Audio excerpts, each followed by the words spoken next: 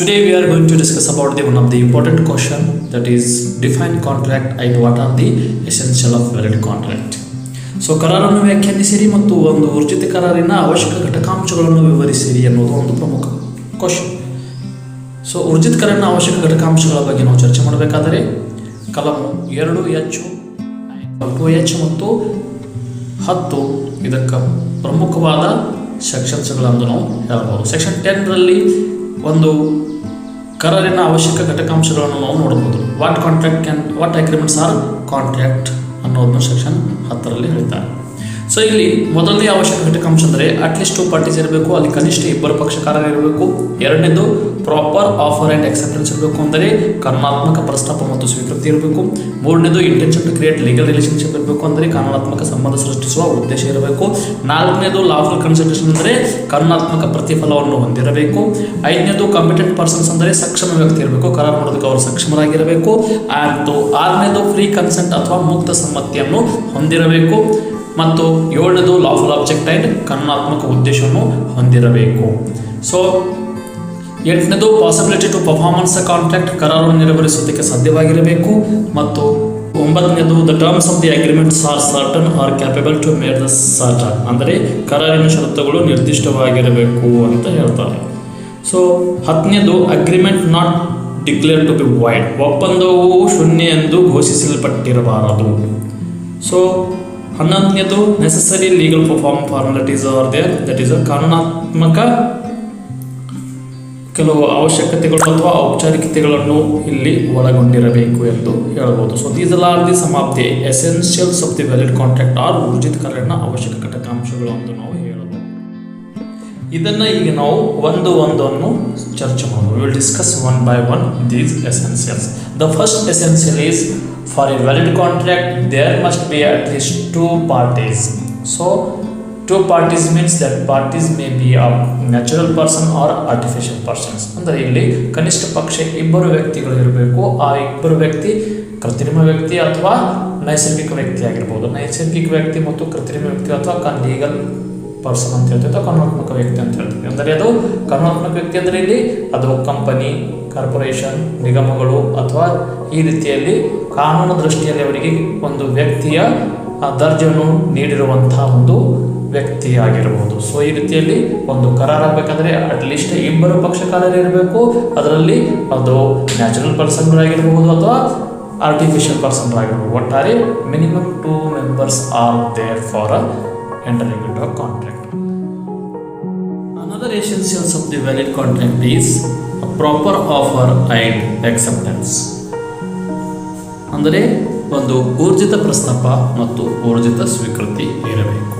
ಒಂದು ಕರಾರು ಆಗಬೇಕಾದರೆ ಅಲ್ಲಿ ಪ್ರಸ್ತಾಪ ಮತ್ತು ಸ್ವೀಕೃತಿ ಕಾನೂನಾತ್ಮಕವಾಗಿ ಮತ್ತು ಊರ್ಜಿತವಾಗಿ ಇರಬೇಕು. ಈಗ ಸೆಕ್ಷನ್ 2A ಪ್ರಸ್ತಾಪದ ವ್ಯಾಖ್ಯೆ ನೋಡಿದಾಗ ಒಂದು ಊರ್ಜಿತ ಪ್ರಸ್ತಾಪಕ್ಕೆ ಸಂಬಂಧಿಸಿದಂಥ ಎಲ್ಲ ಷರತ್ತುಗಳನ್ನು ಅದನ್ನು ಪೂರೈಸಿರಬೇಕು. ಅಂದರೆ ಒಂದು ಪ್ರಸ್ತಾಪವು ಪ್ರಸ್ತಾಪಿತನಿಗೆ ಸಾಮಾನ್ಯ ಆಗಿರಬೇಕು, ಅದು ಸ್ಪಷ್ಟವಾಗಿರಬೇಕು, ಅದು ನಿರ್ದಿಷ್ಟವಾಗಿರಬೇಕು, ಅದು ಯಾವುದೇ ಗೊಂದಲವನ್ನು ಹೊಂದಿರಬಾರದು, ಅದು ಸಂಪೂರ್ಣವಾಗಿ ಕ್ಲಿಯರ್ ಕಟ್ ಆಗಿರಬೇಕು. It means the offer must be clear, specific and definite. It should not be vague and ambiguous. That's why the offer must be proper. Next to the offer must not only offer must be proper, the acceptance also must be fulfill all the essentials. It means the acceptance also one of the important points, and it should be according to the law only. If the acceptance is not properly accepted, then it is also not a valid contract, isn't it? For example, the acceptance must be unconditional, isn't it?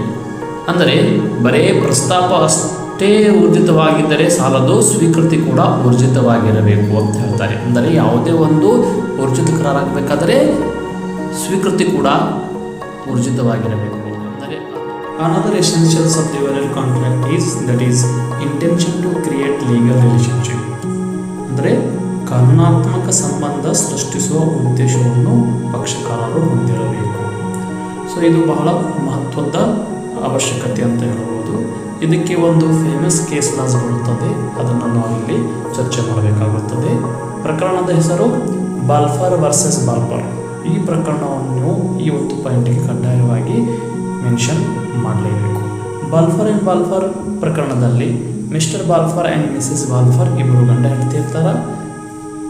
Mister ಬಾಲ್ಫರ್ engineer ಆಗಿರುತ್ತಾನೆ, ಅವನಿಗೆ ಶಿಲೋನಿಗೆ transfer ಆಗಿರುತ್ತದೆ. ಅಂಥ ಸಂದರ್ಭದಲ್ಲಿ ಗಂಡ ಹೆಂಡತಿ ಇಬ್ಬರು ಕೂಡಿ ತಮ್ಮ ಜಾಬ್ಗೋಸ್ಕರ ಎಲ್ಲಿ ಸಿಲೋನ್ಗೆ ಬಂದಿರ್ತಾರೆ. ಸಿಲೋನ್ಗೆ ಬಂದಾಗ ಅಲ್ಲಿಂದ ವಾತಾವರಣ ಹೆಂಡತಿಗೆ ಆಗ್ತಾ ಇಲ್ಲ ಅಥವಾ ಬರ್ತಾ ಇಲ್ಲ, ಹೆಲ್ತ್ ಇಶ್ಯೂ ಆಗಿರುತ್ತದೆ. ಡಾಕ್ಟರಿಗೆ ತೋರಿಸಿದಾಗ ಡಾಕ್ಟರ್ ಸಜೆಷನ್ ಏನು ಕೊಡ್ತಾರೆ ಅಂದರೆ ಇಲ್ಲಿಂದ ಇವರಿಗೆ ಕ್ಲೈಮೇಟ್ ಸಮಸ್ಯೆ ಇದೆ, ಹಾಗಾಗಿ ಇವರಿಗೆ ಈ ಒಂದು ಕ್ಲೈಮೇಟ್ ಚೇಂಜ್ ಮಾಡಿದರೆ ಮಾತ್ರ ಆರಾಮಾಗುತ್ತದೆ, ಅದರ್ವೈಸ್ ಇದೆ ಸೇಮ್ ಪ್ರಾಬ್ಲಮ್ ದಿನ ಆಗುತ್ತದೆ ಅಂತ ಈ ರೀತಿಯಲ್ಲಿ ಹೇಳಿದಾಗ ಹೆಂಡತಿಗೆ ಒಂದು ಗಂಡ ಹೇಳ್ತಾನೆ, ಒಂದು ಕೆಲಸ ಮಾಡು, ನೀವು ವಾಪಸ್ ಹೋಗು, ನಾನು ಇಲ್ಲೇ ಇರ್ತೀನಿ ಮತ್ತು ನಿಮಗೆ ತಿಂಗಳಿಗೆ ನನಗೆ ಖರ್ಚಕ್ಕಾಗಿ ದುಡ್ಡು ಕಳಿಸ್ತಾ ಇರ್ತೀನಿ ಅಂತ ಈ ರೀತಿಯಲ್ಲಿ ಮಾತು ಕೊಟ್ಟು ಹೆಂಡತಿಗೆ ವಾಪಸ್ ಕಳಿಸಿರ್ತಾನೆ. ಸ್ವಲ್ಪ ವರ್ಷ ಹೀಗೆ ಅವನು ಹೆಂಡತಿಗೆ ತಿಂಗಳಿಗೆ ಅಮೌಂಟನ್ನು ಕಳಿಸ್ತಾ ಇರ್ತಾನೆ. ಸ್ವಲ್ಪ ದಿನ ಆದ ನಂತರ ಗಂಡ ಮತ್ತು ಹೆಂಡತಿ ನಡುವೆ ವಾದ ವಿವಾದ ಉದ್ಭವಿಸುತ್ತದೆ. ಆದ ಕಾರಣ ಗಂಡ ಹೆಂಡತಿಗೆ ಆ ಅಮೌಂಟನ್ನು ಕಳಿಸೋದನ್ನು ನಿಲ್ಲಿಸಿಬಿಡ್ತಾನೆ. ಸೊ ಅದಕ್ಕಾಗಿ ಹೆಂಡತಿ ಗಂಡನ ವಿರುದ್ಧ ದಾವೆ ಹೂಡುತ್ತಾಳೆ. ಅವನ ಮತ್ತು ನನ್ನ ನಡುವೆ ಒಂದು ಕರಾರಾಗಿತ್ತು, ಆ ಕರಾರಕ್ಕಾಗಿ ಅವರು ನಮಗೆ ದುಡ್ಡು ಕೊಡಬೇಕು ಅಂತ ನ್ಯಾಯಾಲಯಕ್ಕೆ ದಾವೆಯನ್ನು ಸಲ್ಲಿಸಿರುತ್ತಾರೆ. ಈಗ ನ್ಯಾಯಾಲಯ ಮುಂದೆ ಇರುವ ಪ್ರಶ್ನೆ ಏನಂತಂದರೆ, ಗಂಡ ಮತ್ತು ಹೆಂಡತಿ ನಡುವೆ ಆಗಿರುವ ಒಪ್ಪಂದ ಅದು ಕಾನೂನಾತ್ಮಕ ಕರಾರು ಆಗುತ್ತೆಯೋ ಅಥವಾ ಇಲ್ಲ ಅನ್ನೋದು ಪ್ರಶ್ನೆ ಬಂತು. ಸೊ ಎಲ್ಲ ವಿಷಯದನ್ನು ಗಮನದಲ್ಲಿ ಇಟ್ಟುಕೊಂಡಾಗ ಇಲ್ಲಿ ಮೂರನೇ ಪಾಯಿಂಟ್ ಅಂದರೆ intention to create legal relationship ಅಥವಾ ಕಾನೂನಾತ್ಮಕ ಸಂಬಂಧ ಸೃಷ್ಟಿಸುವ ಉದ್ದೇಶ ಏನು ಪಕ್ಷಕಾರರಲ್ಲಿ ಇರಬೇಕಂತ ಹೇಳ್ತೀವಲ್ಲ, ಇಲ್ಲಿ ಇವರ ಹತ್ರ ಇತ್ತೋ ಇಲ್ಲ ಅನ್ನೋದನ್ನು ನ್ಯಾಯಾಲಯವನ್ನು ಪರಿಶೀಲಿಸಿದಾಗ ಇಲ್ಲಿ ಅವರ ಗಮನಕ್ಕೆ ಏನು ಬರುತ್ತೆ ಅಂದರೆ, ಇಲ್ಲಿ ಗಂಡ ಮತ್ತು ಹೆಂಡತಿ ಈ ಒಂದು ಮಾತನಾಡುವಾಗ ಇಬ್ಬರಲ್ಲಿ ಕಾನೂನಾತ್ಮಕ ಸಂಬಂಧ ಸೃಷ್ಟಿಸುವ ಉದ್ದೇಶ ಇರಲಿಲ್ಲ. ಹಾಗಾಗಿ ಇವರ ನಡುವೆ ಕರಾರು ಆಗಿಲ್ಲ. ಇದು ಕೇವಲ ಒಂದು ಕೌಟುಂಬಿಕ ಸ್ವರೂಪದ ಒಪ್ಪಂದವಾಗಿದೆ ಮತ್ತು ಕೌಟುಂಬಿಕ ಸ್ವರೂಪದ ಒಪ್ಪಂದದಲ್ಲಿ ಸಾಮಾನ್ಯವಾಗಿ ಕಾನೂನಾತ್ಮಕ ಸಂಬಂಧ ಸೃಷ್ಟಿಸುವ ಉದ್ದೇಶ ಇರುವುದಿಲ್ಲ ಎನ್ನುವುದು ಈ ರೀತಿಯಲ್ಲಿ ಇಲ್ಲಿ ನಮಗೆ ಗಮನಕ್ಕೆ ಬರುತ್ತದೆ. ಹಾಗಾಗಿ ಇಲ್ಲಿ ಅವರಿಬ್ಬರ ನಡುವೆ ಕರಾರು ಊರ್ಜಿತ ಕರಾರು ಅಲ್ಲ. ಅದಕ್ಕಾಗಿ ಹೆಂಡತಿ ತನ್ನ ಗಂಡನ ವಿರುದ್ಧ ಈ ಒಂದು ಕರಾರು ಉಲ್ಲಂಘನೆಗಾಗಿ ದಾವೆ ಹಾಕಿ ಆ ಅಮೌಂಟನ್ನು ಪಡೆಯುವುದಕ್ಕೆ ಬರೋದಿಲ್ಲ ಎಂದು ಮಾನ್ಯ ನ್ಯಾಯಾಲಯ ಇಲ್ಲಿ ತೀರ್ಪನ್ನು ಕೊಟ್ಟಿರುತ್ತದೆ. The next essential is lawful consideration, ಕಾನೂನಾತ್ಮಕ ಪ್ರತಿಫಲ. ಸೆಕ್ಷನ್ 23 ಮತ್ತು 24 ಇದನ್ನು ವಿವರಿಸುತ್ತದೆ. So lawful consideration means, the meaning of the lawful consideration is, a lawful consideration means something that is not forbidden by law, not fraudulent, not immoral, not against the public policy, and does not cause injury to any person or property. ಕನ್ನಡದಲ್ಲಿ ಹೇಳಬೇಕಾದರೆ ಕಾನೂನಾತ್ಮಕ ಪ್ರತಿಫಲ ಎಂದರೆ ಯಾವುದೇ ಪ್ರತಿಫಲದಲ್ಲಿ ಕಾನೂನಿನಿಂದ ಅದನ್ನು ನಿಷೇಧಿಸಲ್ಪಟ್ಟಿರಬಾರದು ಅಥವಾ ಅದನ್ನು ಮೋಸವನ್ನು ಒಳಗೊಂಡಿರಬಾರದು ಅಥವಾ ಅದು ಅನೈತಿಕತೆಯನ್ನು ಒಳಗೊಂಡಿರಬಾರದು ಅಥವಾ ಯಾವುದೇ ಸಾರ್ವಜನಿಕ ನೀತಿ ಮತ್ತು ನಿಯಮಕ್ಕೆ ವಿರುದ್ಧವಾಗಿರಬಾರದು. ಅಷ್ಟೇ ಅಲ್ಲದೆ ಅದು ಯಾವುದೇ ವ್ಯಕ್ತಿಗೆ ಹಾನಿ ಉಂಟು ಮಾಡಿರಬಾರದು ಅಥವಾ ಯಾವುದೇ ವ್ಯಕ್ತಿಯ ಆಸ್ತಿಗೆ ಹಾನಿ ಉಂಟು ಮಾಡಿರಬಾರದು. ಸೊ ಅಂಥದಕ್ಕೆ ನಾವು ಅಂತೀವಿ ಕಾನೂನಾತ್ಮಕ ಪ್ರತಿಫಲ ಎಂದು ಹೇಳ್ಬೋದು. ಒಂದು ವೇಳೆ ಇವೆಲ್ಲ ವಿಷಯಗಳನ್ನು ನಿಮ್ಮ ಪ್ರತಿಫಲದಲ್ಲಿ ಇದ್ದರೆ ಅಂಥ ಪ್ರತಿಫಲವು ಕಾನೂನಾತ್ಮಕ ಪ್ರತಿಫಲ ಆಗೋದಿಲ್ಲ ಮತ್ತು ಆ ಮಾಡಿರುವ ಒಪ್ಪಂದವು ಶೂನ್ಯ ಒಪ್ಪಂದ ಆಗುತ್ತದೆ ಅಂತ ಹೇಳ್ಬೋದು. ಉದಾಹರಣೆಗಾಗಿ ಏನು ಬಿನಿಗೆ 1 ಲಕ್ಷ ರೂಪಾಯಿ ಕೊಟ್ಟು ಸಿನಿಗೆ ಕೊಲ್ಲಬೇಕು ಅಂತ ಈ ರೀತಿಯಲ್ಲಿ ಒಪ್ಪಂದ ಮಾಡಿದರೆ ಇಲ್ಲಿ ಒಪ್ಪಂದದ ಪ್ರತಿಫಲವು ಕಾನೂನಿನಿಂದ ನಿಷೇಧಿಸಲಾಗಿದೆ. ಹಾಗಾಗಿ ಇಂಥ ಒಪ್ಪಂದವು ಶೂನ್ಯ ಒಪ್ಪಂದವಾಗುತ್ತವೆ ಅಂತ ಹೇಳಬಹುದು.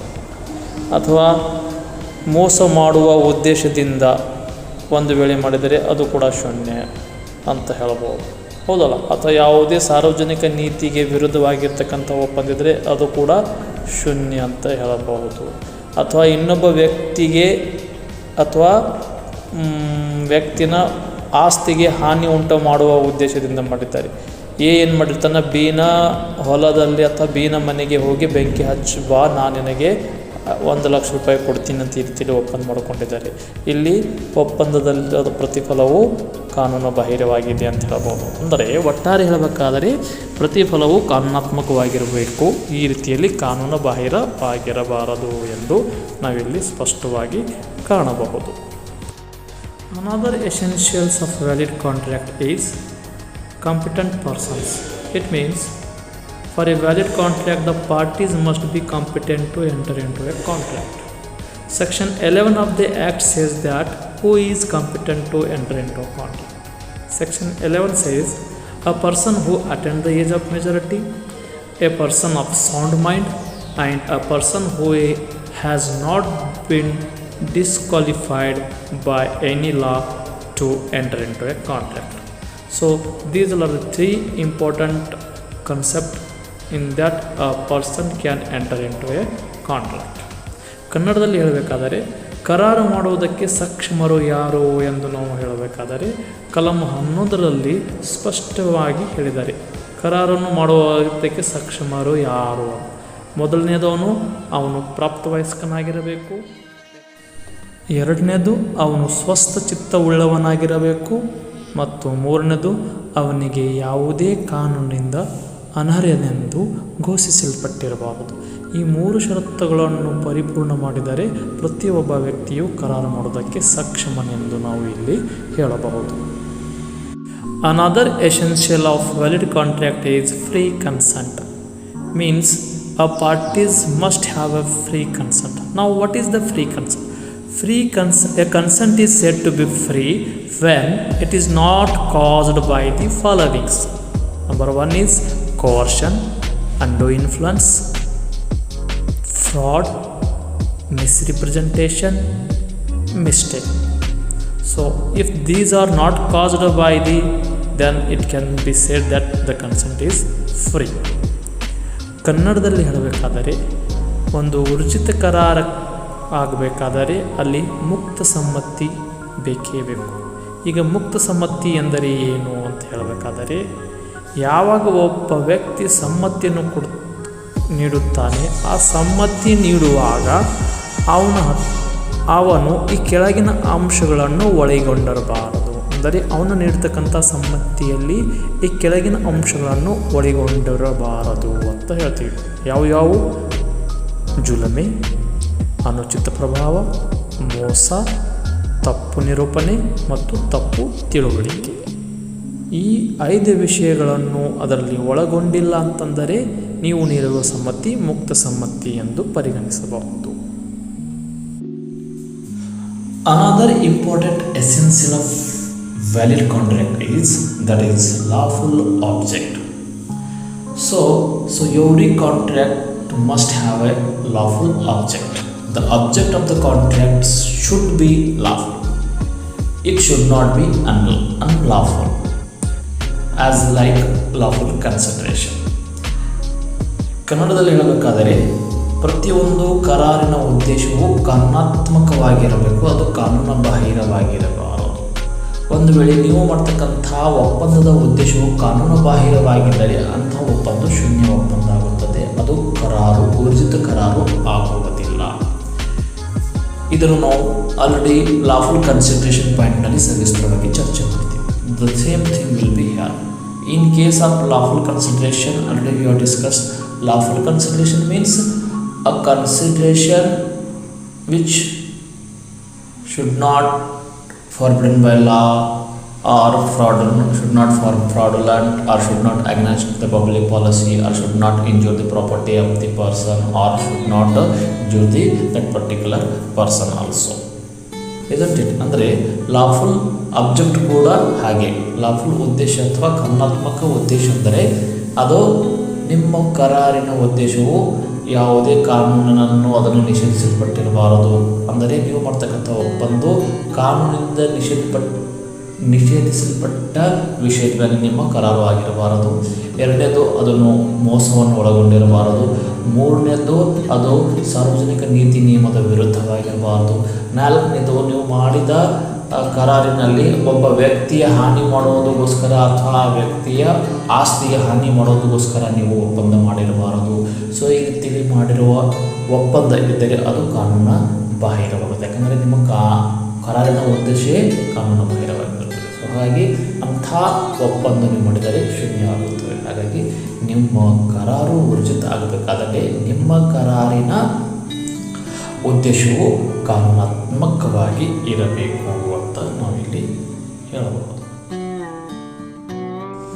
Next is possibility to perform contract. ಕರಾರನ್ನು ನೆರವೇರಿಸುವುದಕ್ಕೆ ಸಾಧ್ಯವಾಗಿರಬೇಕು, physically or legally. So examples of possibility to perform the contract. A agrees to sell his car to B for rupees 5 lakh. This is possible. It can be performed by the party. Or another example, A agrees to sing at B's marriage ceremony. It is also possible. A can perform by singing on the agreed day.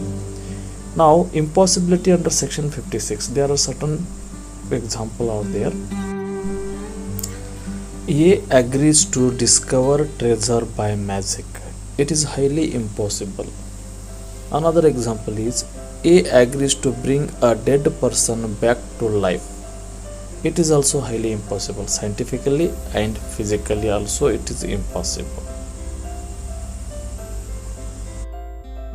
Next is the terms of agreements are certain or capable to made certain. ಅಂದರೆ ಕರಾರಿನ ಷರತ್ತುಗಳು ನಿರ್ದಿಷ್ಟವಾಗಿರಬೇಕು. ನೀವು ಮಾಡುವಾಗ ನಿಮ್ಮ ಕರಾರಿನ ಷರತ್ತುಗಳು ನಿರ್ದಿಷ್ಟವಾಗಿರಬೇಕು ಅಂತ ಹೇಳ್ತಾರೆ. ಟೈಲರ್ ವರ್ಸಸ್ ಪೋರಿಂಗ್ಟನ್ ಪ್ರಕರಣದಲ್ಲಿ ಕರಾರಿನ ಷರತ್ತದಲ್ಲಿ ಏನಾಗಿರುತ್ತದೆ ಅಂದರೆ, ನನಗೆ ಮಾಡರ್ನೈಸ್ ಮನೆಯನ್ನು ಮಾಡಿಕೊಡಬೇಕು, ನನ್ನ ಮನೆಯನ್ನು ರಿಪೇರ್ ಮಾಡಿ ಅದನ್ನು ಮಾಡರ್ನೈಸ್ ಮಾಡಿಕೊಡಬೇಕು, ಅಥವಾ ಒಂದು ರೀತಿಯಲ್ಲಿ ಅಟ್ ಪ್ರೆಸೆಂಟ್ ಸ್ಟೈಲ್ ಅಂತ ಈ ರೀತಿಯಲ್ಲಿ ಕೊಟ್ಟಿರ್ತಾರೆ. ಸೊ ಈ ಮಾಡರ್ನೈಸ್ ಆರ್ ಪ್ರೆಸೆಂಟ್ ಸ್ಟೈಲ್ ಶಬ್ದವು ಸ್ಪಷ್ಟ ಇಲ್ಲ. It is not certain. So such type of contracts are not valid contract. Next is agreement not declared to be void. ಒಪ್ಪಂದವು ಶೂನ್ಯ ಎಂದು ಘೋಷಿಸಲ್ಪಟ್ಟಿರಬಾರದು. It means section 10, 11, 56 and section 23 to 30 speaks about the void agreement or contract. So void agreement ಅನ್ನು ನಾವು section 2G ವ್ಯಾಖ್ಯೆಯಲ್ಲಿ ನೋಡಿದೆವು. Agreement which is not enforceable by law is called as a void agreement. ಹೌದಲ್ಲ, ಶೂನ್ಯ ಒಪ್ಪಂದ ಅಂದರೆ ಯಾವ ಒಪ್ಪಂದವು ಕಾನೂನಿನಿಂದ ಜಾರಿಗೊಳಿಸೋಕ್ಕೆ ಬರೋದಿಲ್ಲ ಅಂತ ಒಪ್ಪಂದಕ್ಕೆ ನಾವು ಶೂನ್ಯ ಒಪ್ಪಂದ ಎಂದು ಹೇಳುತ್ತೇವೆ. ಸೊ ಯಾವ್ಯಾವ ಒಪ್ಪಂದಗಳು ಕಾನೂನಿನಿಂದ ಜಾರಿಗೊಳಿಸೋಕ್ಕೆ ಬರೋದಿಲ್ಲ? ಉದಾಹರಣೆಗಾಗಿ a person who are entering into a contract or making a agreement, if they are incompetent then such agreement is not valid, it is a void. Or agreement enter through the mutual mistake. ಪರಸ್ಪರ ತಪ್ಪು ತಿಳುವಳಿಕೆಯಿಂದ ಒಪ್ಪಂದ ಮಾಡಿದರೆ ಅದು ಕೂಡ ಶೂನ್ಯ ಆಗುತ್ತದೆ. ಅಥವಾ ನೀವು ಮಾಡಿರುವ ಒಪ್ಪಂದದ ಪ್ರತಿಫಲವು ಕನ್ಸಿಡರೇಷನ್ ಅನ್ಲಾಫುಲ್ ಆಗಿದ್ದರೆ ಅದು ಕೂಡ ವೈಡ್ ಅಗ್ರಿಮೆಂಟ್. ಆರ್ ಕನ್ಸಿಡರೇಷನ್ ಭಾಗಶಃ ಲಾಫುಲ್ ಇದೆ ಮತ್ತು ಭಾಗಶಃ ಅನ್ಲಾಫುಲ್ ಇದೆ. ಭಾಗಶಃ ಕಾನೂನುಬದ್ಧ ಇದೆ, ಭಾಗಶಃ ಅನ್ಲಾಫುಲ್ ಇದ್ದಾರೆ, ಕಾನೂನು ಬಾಹಿರಿದೆ, ಅದು ಕೂಡ ಶೂನ್ಯ ಒಪ್ಪಂದ ಆಗುತ್ತೆ. ಅಷ್ಟೇ ಅಲ್ಲದೆ ವಿಥೌಟ್ ಕನ್ಸಿಡರೇಷನ್, ಪ್ರತಿಫಲವಿಲ್ಲದೆ ಒಪ್ಪಂದ ಕೂಡ ಶೂನ್ಯ ಆಗುತ್ತದೆ ಅಂತ ಹೇಳ್ಬೋದು. Or an agreement which restraint of marriage, ಮದುವೆಯನ್ನು ತಡೆಯೋದಕ್ಕೋಸ್ಕರ ಒಪ್ಪಂದ ಮಾಡಿದರೆ ಅದು ಕೂಡ ಶೂನ್ಯ. Or agreement which restraint of trade, ವ್ಯಾಪಾರಕ್ಕೆ ತಡೆಯೋದಕ್ಕೋಸ್ಕರ ಮಾಡಿದರೂ ಅದು ಕೂಡ ಶೂನ್ಯ ಒಪ್ಪಂದ. Or an agreement which restraint the legal proceedings, ಕಾನೂನಿನ ಪ್ರಕ್ರಿಯೆಗಳನ್ನು ವಿಚಾರಣೆಗಳನ್ನು ತಡೆಯೋದಕ್ಕೋಸ್ಕರ ನೀವು ಒಪ್ಪಂದ ಮಾಡಿದರೆ ಅದು ಕೂಡ ಶೂನ್ಯ ಆಗುತ್ತದೆ ಅಂತ ಹೇಳ್ತಾರೆ. ಆ್ಯಂಡ್ ಕನ್ಸಿಡರೇಷನ್ ಈಸ್ ಐಡೆಂಟಿಫೈಡ್, ಪ್ರತಿಫಲವು ಸ್ಪಷ್ಟ ಇಲ್ಲ ಅಥವಾ ಅನ್ಸರ್ಟನ್ ಇದೆ, that is also void. Or wagering agreement, ಜೂಜಾಟದ ಒಪ್ಪಂದಗಳು ಕೂಡ ಶೂನ್ಯ. ಸೊ ಈ ರೀತಿಯಲ್ಲಿ ಹಲವಾರು ಒಪ್ಪಂದಗಳನ್ನು ನಾವು ನೋಡಿದಾಗ ಅದು ಶೂನ್ಯ ಒಪ್ಪಂದ ಎಂದು ನಾವಿಲ್ಲಿ ಹೇಳಬಹುದು. Next is necessary legal formalities, ಕಾನೂನಿನ ಅವಶ್ಯಕ ಔಪಚಾರಿಕತೆಗಳು. So necessary legal formalities means here A contract must be fulfill certain necessary legal formalities, such as when it is necessary in writing, it must be in writing only. When it is necessary for registration, it must be registered. Where it is necessary for notary, it must be notary, and seal, signature. These all are the necessary formalities. If you have not fulfilled these necessary formalities, then your contract is not valid. So this is also one of the essential of the valid contract we can say. ಅಂದರೆ ಕಾನೂನಿನ ಅವಶ್ಯಕ ಔಪಚಾರಿಕತೆಗಳೆಂದರೆ ಎಲ್ಲೆಲ್ಲಿ ಕಾನೂನು ನಿಮ್ಮ ಕರಾರುವನ್ನು ಲಿಖಿತ ರೂಪದಲ್ಲೇ ಇರಬೇಕೆಂದು ಹೇಳಿದೆ ಅಲ್ಲಿ ನೀವು ಅದನ್ನು ಲಿಖಿತ ರೂಪದಲ್ಲೇ ಮಾಡಬೇಕು. ಎಲ್ಲಿ ಕರಾರುವು ನೋಂದಣಿ ಕಡ್ಡಾಯವಾಗಿ ಮಾಡಲೇಬೇಕು ಅಂದಾಗ ಅಂಥ ಒಪ್ಪಂದಗಳ ನೋಂದಣಿಯನ್ನು ಕಡ್ಡಾಯವಾಗಿ ಮಾಡಲೇಬೇಕು. ಮತ್ತು ಎಲ್ಲಿ ಅಟೆಸ್ಟೇಷನ್ ಮಾಡಬೇಕು ಅಂತ ಹೇಳಿದ್ದಾರೆ ಅಲ್ಲಿ ಅಟೆಸ್ಟೇಷನ್ ಮಾಡಬೇಕು. ಸೊ ಈ ರೀತಿಯಲ್ಲಿ ಎಲ್ಲಿ ಸಿಗ್ನೇಚರ್ಸು ಇವೆಲ್ಲ ಪಕ್ಷಕಾರರ ಸಿಗ್ನೇಚರ್ ಇವೆಲ್ಲ ಲೀಗಲ್ ಫಾರ್ಮಾಲಿಟೀಸ್. ಸೊ ಹಾಗಾಗಿ ಇವೆಲ್ಲ ಔಪಚಾರಿಕತೆಗಳನ್ನು ಪೂರೈಸಲೇಬೇಕು. ಒಂದು ವೇಳೆ ಈ ಔಪಚಾರಿಕತೆಗಳನ್ನು ಪೂರೈಸಲಿಲ್ಲ ಅಂದರೆ ನೀವು ಮಾಡಿದ ಒಪ್ಪಂದ ಊರ್ಜಿತ ಒಪ್ಪಂದ ಆಗುವುದಿಲ್ಲ.